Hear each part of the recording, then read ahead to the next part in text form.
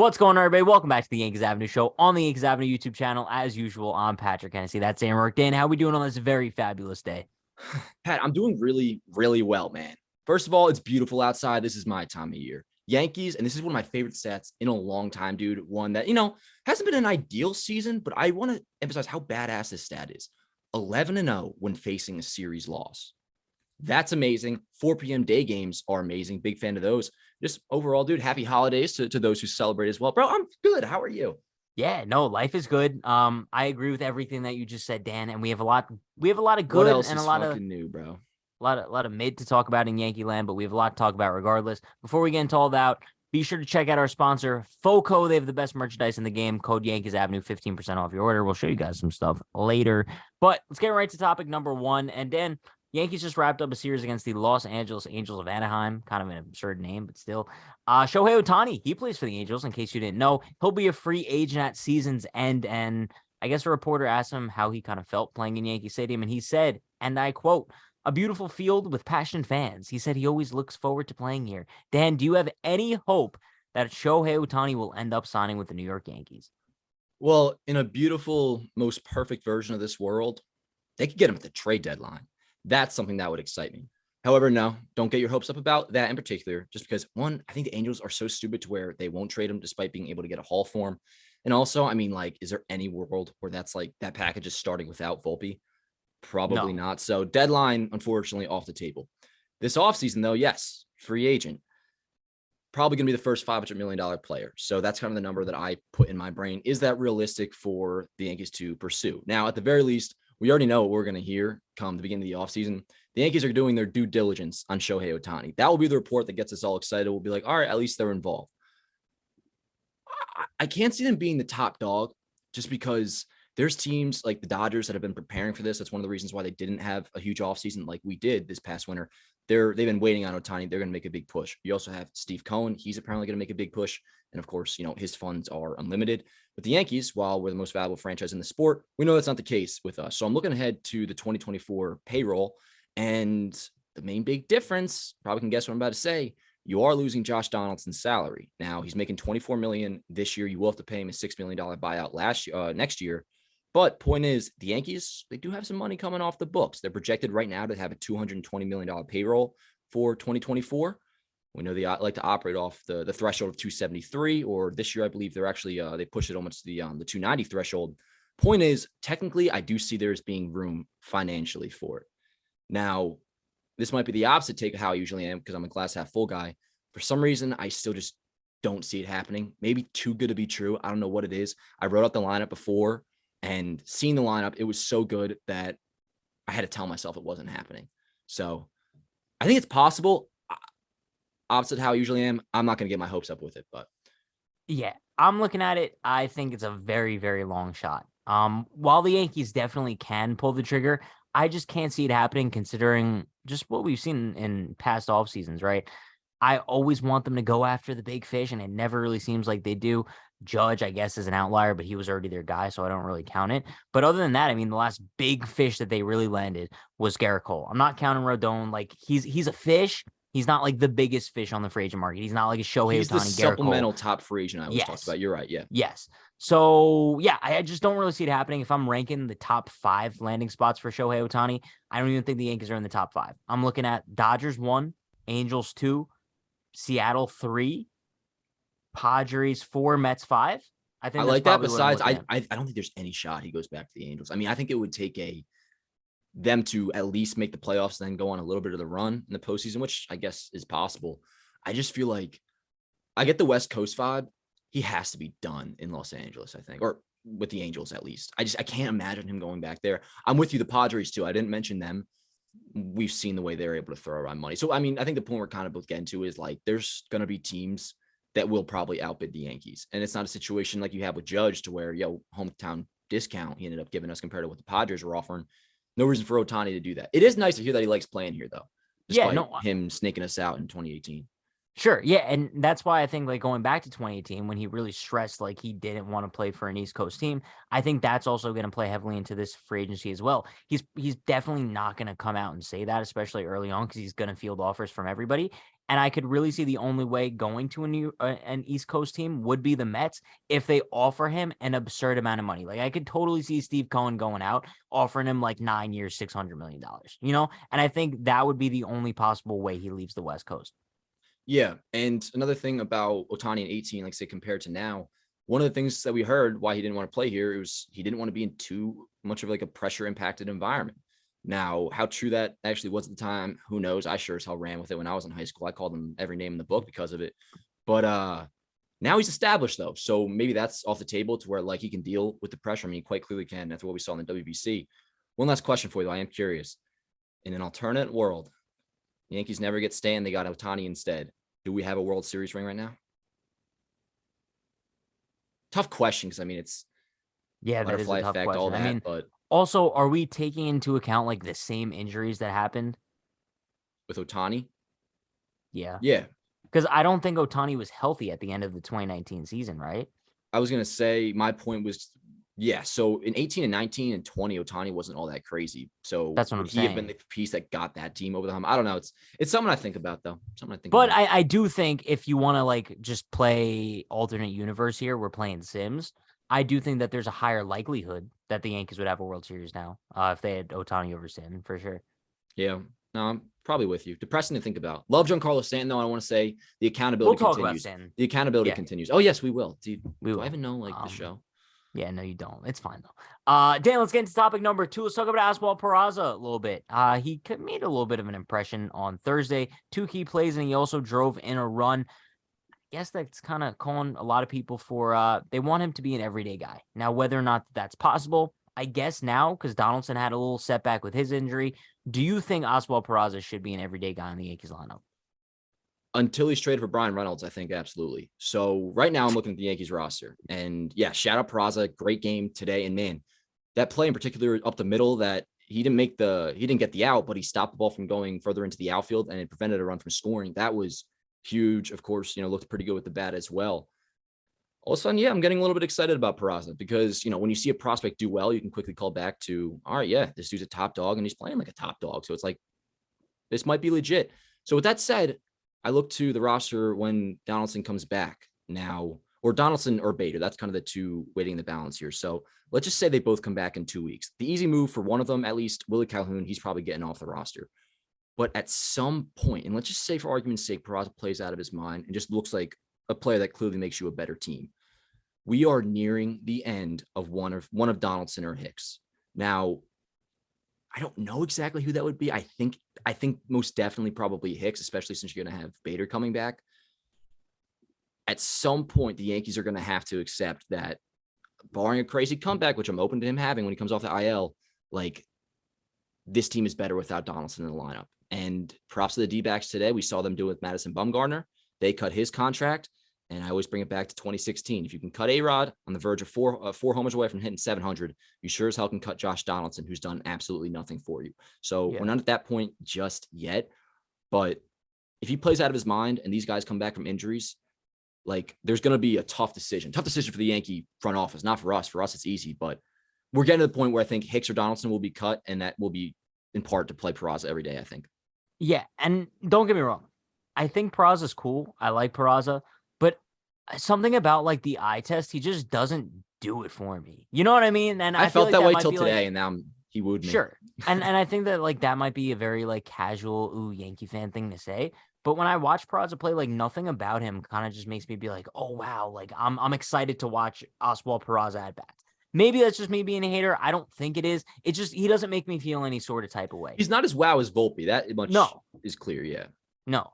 So I mean, I guess like for now he's cool as an everyday player, but I just think it's kind of sad what the Yankees have come to just in terms of the options that we're working with, right? I mean, don't get me wrong. Isaiah Kiner-Falefa had a great day out in center field on Thursday, but the fact that he's the Yankees center fielder, like maybe like 3 out of 7 days a week, it kind of makes me sick inside. And it's annoying that like, sure, we're rooting for him to do good out there, but we shouldn't have to be rooting for a combination of IKF and Aaron Hicks in center field when Aaron Judge isn't shifting over there. It's just annoying at this point. And then that's why it's like, we're kind of wowed by Peraza making like plays that a second baseman should be making. Hey, relax. All right, now negative Pat I think is coming out. No. He's a top prospect. I feel you on a lot of things.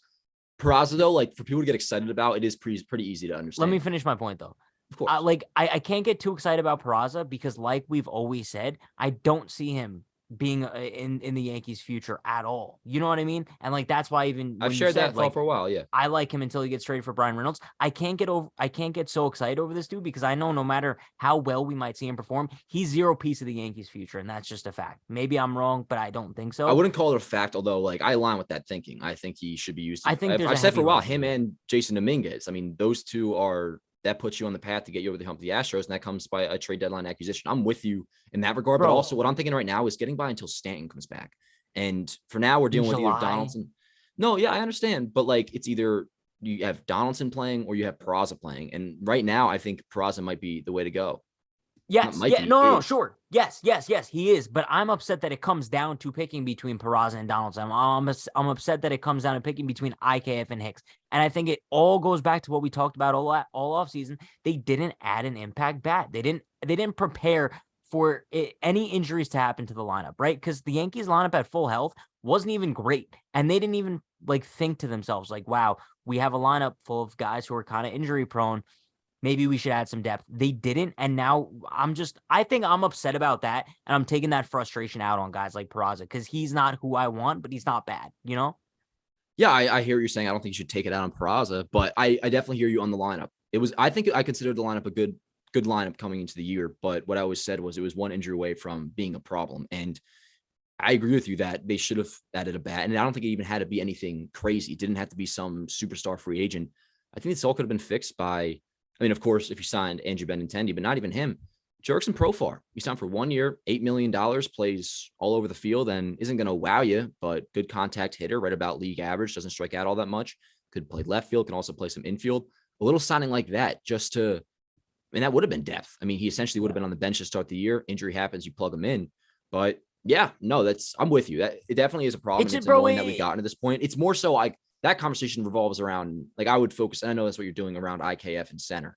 Now, yes, I think it also becomes more of a problem when you have, and you mentioned this, like both Hicks and IKF. It's like, dude, like pick your poison here. Also, Oswaldo hasn't been great, bro. Like, he hasn't been good really at all. He hasn't been. I mean, even the hits he's getting, I think he's around like maybe batting 250, if that right now, but they're for the most part all singles. Waldo has not been good so far. It is, it's only April 20th, but I don't know, bro. It's just frustrating because I look at the Yankees 6 through 9. It's like the same thing we were looking at last season where it's like, all right, especially if Higgy's in the lineup, bro, looking at 6 through 9 of like Peraza, IKF, Higgy, Hicks. Like it's you're basically throwing out like half of the outs in a game. And then it whatever. And on a positive note though, speaking of Bader, he is starting his rehab assignment with the Patriots tomorrow in Double-A. So 2 weeks away, hopefully not a setback. That's a big boost, man. That is a big boost, but I'm very doubtful that he'll be able to stay healthy. That's fair. No, that's fair. But the exciting thing is that's the aid to the bottom of the lineup that we need right now. Yes. And at some point, the ideal lineup, if you can go out and acquire, say, one more impact bat, which I think we're about to get to after Foco, there's a world where Harrison Bader is your 9-hitter. If things go work well the way they should, that revolves around he's getting another bat, though. Yeah. Before we get into topic number 3, talking about that big bat, shout out to our sponsor, Foco. They have the best Yankees merchandise, best merchandise in general. Code Yankees Avenue at checkout, 15% off. Dan, look at that. That's a really nice windbreaker. Where's it from? Dude, I was cold as hell before watching the game. It was the 3rd inning. I was like, oh, slight spring chill. No problem. Threw this on, cozy as hell, not taking off for the rest of the night. Might sleep in it, actually. Honestly, that big fuzzy one? It's almost a problem because I wore that so much. And actually, when I was sick, that I like sweated in it for like 3 straight days. Same. Yes. I had a and fever now it's like and gross. it's so comfy. It worked out. Also, guys, I've been talking for so long. Just go get this bobblehead. Is it not the sickest bobblehead of all time? Pat just left me. That's okay. He does it a lot. Foco. Anything you can think of with a Yankee logo on it. Pat's got the hat. I actually thought about wearing my button-down shirt, but I knew we were recording today. I don't want to like double up on outfits too much because Pat, you criticized me for that. I remember one time I showed up with a sweatshirt and you're like, bro, you wore that last week. I'm like, okay, yeah. Because I feel like whatever. That's my Pat. It's okay, bro. That's all right. That's why we keep you around here. Foco, code 15, not code 15. Foco code Yankees Avenue for 15% off. Guys, go buy yourself something. Come on. Do it. Love you, Foco. Mother's Day's coming up. Buy a Mother's Day gift. All right. Dan, let's get into Giancarlo Stanton, I guess. He's hurt. We talked about him being hurt. Not ideal. He's probably going to be out. I believe Boone said 6 weeks. And one thing I will say about the Stanton injury, definition of accountability, as usual. He basically came out and said he's like, this is unacceptable. I love Maybe the being hurt this unacceptable often. line. Unacceptable is such that word hits, bro. Like if you guys It's a ever make power a word. mistake. So today, actually, I like overslept baseball today. And that's like the worst nightmare in the world is waking up and realizing you overslept Chris Rose. And you know what I said? And this is God's honest truth, guys. If you make a mistake, say it's unacceptable. And that's what Stan did today, bro. It makes it so obvious that you are sorry. It's the most genuine word for something, for you being sorry, I feel like. I appreciate that from Stan. But also on the flip side, I feel like, like let's say Rose was the one who told you this is unacceptable. That hurts. I'm jumping off a bridge. Dude, that would hurt. Yeah. Because that's one of those things. It's like, I'm not mad. I'm disappointed. Like, this is unacceptable. At that point, you might just have to throw the whole phone away. Just saying. But basically, that's what Stanton said. He said this is unacceptable. And you know what else is unacceptable? The fact that the Yankees don't have any impact bats to replace him. And now we're kind of we're asking the question, do the Yankees need to add another bat sooner than later? All right. So excited to talk about this one. Tweeted something about this the other day. It kind of alluded to this. I was thinking back to 2019 and pretty similar situation. Giancarlo Stanton, while they may not even have known at the time, I'm not sure. He ended up missing, I think it was like from opening day till like end of June. He only played 4 games that year. So they knew he was out for a good while. And they decided not to wait. In early June, actually, I think it was June 14th, they acquired Edwin Encarnacion, one of the best hitters in baseball at the time. And I remember how excited I was about that because you kind of felt a sense of urgency. Not even like they needed it. They were just like, yo, we're missing a big bat right now. There's a big bat available. Let's go get him. Now, not sure there's a team out there that has, a piece like that and want to get it up so quickly. But the name that does jump to my mind, it's Jock Peterson, dude. Damn you, bro. Yo, Damn, I had a feeling. this. We were probably. This is one of those cases. I think it's okay to agree with each other because it's such an obvious fit. First of all, forgive me, I don't have it actually off the top of my head, but the Giants, I'm pretty sure, like 10 games under 500 already. They're not playing well. Chances are they're not going to be in the mix. Come deadline, they should be selling. Peterson has only 1 year left on his contract, and while he can hit lefties, that's really the only thing about him. He would play mostly against righties. This dude can absolutely mash. This year, so far, 10 games, slugging 545. Last year, 521. He slugged, hit 23 homers, had a 144 OPS plus. Those who don't know, 100 is league average for OPS plus. So him being at 144 means he was 44% better than a league average hitter. This dude absolutely rakes, has a career high of 36 home runs back in 2019 from the left side in Yankee Stadium. Pretty much could be a DH platoon with Stanton. Maybe you play Stanton in the field against righties to allow Peterson to DH, and then you DH Stanton while lefties are. I mean, getting ahead of myself now, but Peterson, bro, that's the move. I'm a little bit annoyed. I was so excited to be like, Dan, you know who the impact bat they should acquire is? Jock freaking Peterson. And I think it's kind of just too obvious at this point. Well, blame Ian Happ for fucking signing that dumbass. I mean, good for him. 60 mil is a lot. I'm not blaming him whatsoever. Yeah, but dude, the second, screw that. I would have probably went with Ian Happ because I thought he was a perfect fit till he signed that 3-year deal with Chicago. But I think the point we're getting to here and the fact that we agreed on it so obviously is like, this is an obvious move. Yes, and you know what's another factor of Jock Peterson that you didn't mention why he would be such a fit in New York? Probably something silly, but what? Dude's a dog. Like, he is a dog. Like I know, like this is one of those things that you can't even put statistically. Jock Peterson is the definition of dog, bro. He has like that same personality. He's like a Luke Voigt, where he's a gamer, dude. And I think injecting him into the clubhouse could be the same impact as like 2009 Nick Swisher. You know what I mean? I think it's like that same type of vibe. And not only is that same type of vibe, but he's also giving you the production along with it. Bro, stick him in Yankee Stadium for a full season. I think he could come close, if not surpass that career high in 36 home runs. Bro, Jock Peterson in the Yankees is one of those fits that has been such a great fit for so many years now. And for whatever reason, they never pulled the trigger. But that's why I'm looking at like, what's his face? Kyle Schwarber is like another one of those guys. Obviously, that isn't happening now, but I put Jock Peterson in the same class where it's like guys who always made so much sense to be a Yankee and have been connected for so long, but never happened. And now it'd be like a tragedy if they don't end up a Yankee. And I think this trade deadline might be the last possible chance until it's too late for Jock Peterson to have a decent career as a New York Yankee. Yeah, dude. Another thing. He's ranked in the playoffs over an 800 OPS, 12 career homers. Won the World Series with the Braves. And the Braves. And the Dodgers. Yeah. So back to back 20 and 21.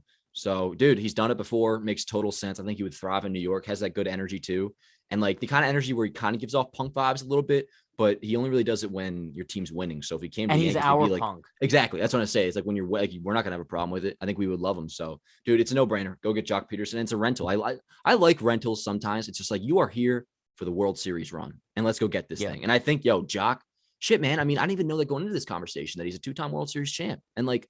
That's what you say is one of the things missing. And one of the things I love so much about when they got Rizzo and why you had to keep him around is like winners, having them just for the culture standpoint in the clubhouse, just having the presence there is huge. Guys that have done it before. So, and we're in agreement. This might go back to like, oh, Pat hates the Yankees thing. But for once, I just want the Yankees to bring up a dog, bro. You know what I mean? I feel like all the dogs that we acquire are always coming from elsewhere. Like, Garrett Cole, dog. He's from elsewhere. Like, who's the last Yankee? Aaron Judge doesn't really count because he's an outlier. Who's the last Yankee that's like homegrown who you would consider like a dog, like Jock Peterson? Hey, what are you saying, bro? I think name one. No, I'm saying name one.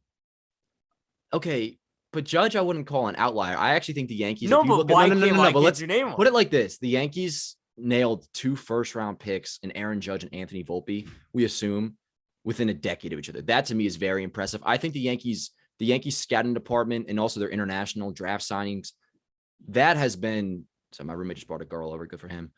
Their international draft signings and the rest of it, I think they've actually done a pretty good job at over the past but that's not my question. 7 or 8 years. No, that's not my question. My question is, who was the last Yankees homegrown dog?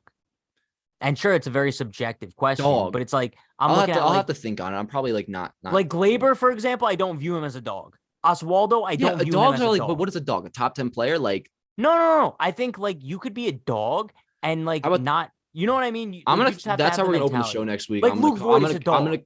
I'm gonna. Oh, that's what you mean? Yeah, like Luke Voigt's a dog. Oh, it's like a Neanderthal. That's what we're looking for here. No. All right, can we move on? Because I'll come back. You know what I'm saying. I think I do.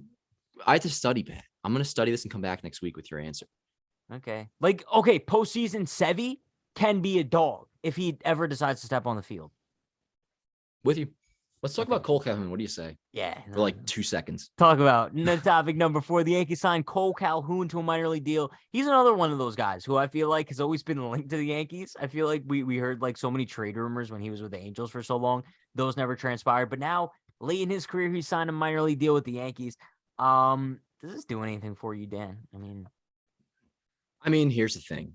Cole Calhoun, you look at his 2022 stats and 21 stats, they're horrible. Used to be a pretty damn good hitter. Let me pull it up here. 33 homers, was above average offensively for a good portion of his career. Still was a 101 OPS plus on his career. Last year, he had a hard hit rate in the 89th percentile. So when he makes contact, he can still hit the ball pretty well, can barrel it up. But I mean, if you look at the numbers, deep dive into what he's done the last 2 years, I mean, OPS is below 500, dude. So, bro, I'm looking at this his isn't numbers. the answer. He's basically Brett Gardner. Oh, come on, dude. I can't do it anymore. I just can't. Tell me honestly, I'm wrong. You're wrong. The coolest thing about them signing Calhoun is that, bro, we're just bulking up on all these double names now. We got Willie Calhoun, who I always confuse with Cole Calhoun. In spring training, when I was talking about Willie Calhoun, I think I called him Cole. We got both the Corderos. We're stacking up. Yeah, bro. I mean, bro. This does nothing for me. Maybe you're pissed on Cole Calhoun a little bit. I think Cole Calhoun is.